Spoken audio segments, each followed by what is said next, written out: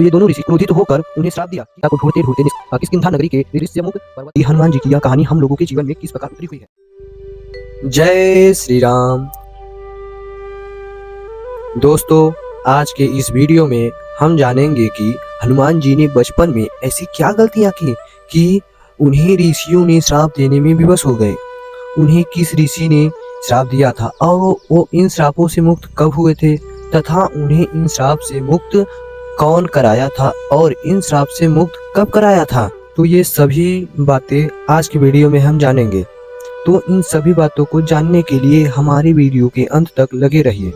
दोस्तों, वीडियो के अंत में हम बताएंगे कि हनुमान जी की यह कहानी हम लोगों के जीवन में किस प्रकार उतरी हुई है। तो आइए हम अपने वीडियो को स्टार्ट करते हैं। स्टेप 1।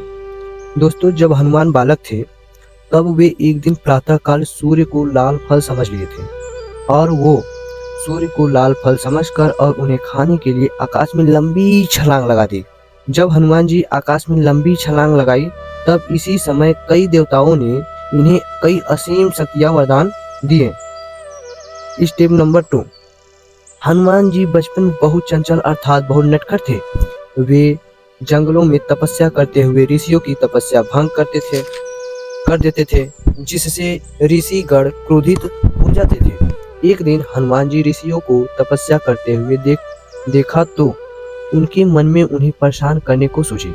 उन्होंने जंगलों के वृक्षों को उखाड़ कर ऋषियों के पास फेंकने लगे। तभी दो ऋषियों ने, जिनका नाम ऋषि अंगिरा और भृगुवंश, दोस्तों यहीं पर जान लीजिए कि हनुमान जी को श्राप देने वाले ऋषि यही थे, ऋषि अंगिरा और भृगुवंश थे। तो ये दोनों ऋषि क्रोधित होकर उन्हें श्राप दिया कि वे अपनी सभी शक्तियां भूल जाएंगे और जब तक कोई उन्हें उनकी शक्तियां याद नहीं दिलाएगा तब तक उन्हें उनकी शक्ति एहसास नहीं होगा। इन ऋषियों को इन श्राप देने का एक और उद्देश्य था। वह उद्देश्य यह है कि हनुमान किसी अन्य ऋषियों को परेशान न कर सके। दोस्तों, ऋषि अंगिरा और ऋषि भृगुवंश हनुमान जी को श्राप देते समय कहा था कि इनकी शक्तियां तभी वापस आएंगी जब इन्हें कोई इनकी शक्तियां याद दिलाएगा। तो दोस्तों, आइए जानते हैं कि हनुमान जी की उनकी शक्तियां कौन याद दिलाया था, जिससे हनुमान जी को अपनी शक्तियां याद आया था। दोस्तों, आप सब तो रामायण अवश्य देखे होंगे। रामायण में एक भालू राज थे जिनका नाम जामवंत था। उन्होंने हनुमान जी को उनकी शक्तियों को याद दिलाया था। अब हमारा प्रश्न उठता है कि जामवंत जी ने हनुमान जी को उनकी शक्तियां को कब और क्यों याद दिलाया था।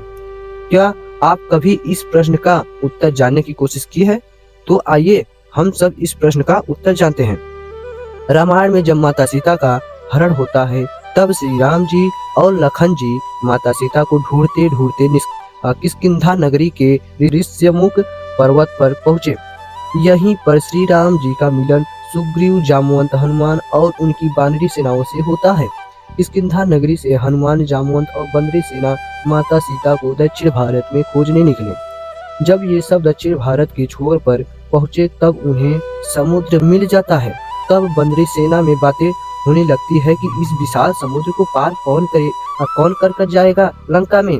बंदरी सेना में हनुमान के अलावा और किसी में इतनी असीम शक्ति नहीं थी कि वे इस विशाल समुद्र को पार कर सके और लंका पहुंच सके। परंतु यहाँ चिंता की बात यह थी कि हनुमान जी अपनी शक्ति भूले थे और उन्हें वहां पर जामवंत के अलावा उनकी शक्ति को याद दिलाने वाला कोई नहीं था। जामवंत ने सोचा कि यहाँ पर अब माता सीता की बात है, इसलिए अब हनुमान जी की शक्ति को याद दिलाने का समय आ गया है। तब जामवंत ने हनुमान जी की शक्ति को याद कराया। तभी हमारे महाबली हनुमान जी की सभी शक्तियाँ वापस आ गई और वे अपनी शक्तियों को अपने प्रभु श्री राम की सेवा में लगा दिया। और जब त्रेता युग समाप्त हुआ तब महाबली हनुमान जी अपनी शक्तियों का उपयोग दीन दुखियों को सेवा में करने लगे। तो दोस्तों, कमेंट में जय बजरंगबली लिखना ना भूले। दोस्तों, हनुमान जी के ही जैसे हमारे भारतवासी भी अपनी अपनी शक्तियां भूले रहते हैं जब तक कि उन्हें कोई याद ना दिलाए कि वे क्या कर सकते हैं। तो दोस्तों, अंत में हम यही कहना चाहते हैं कि जय श्री राम।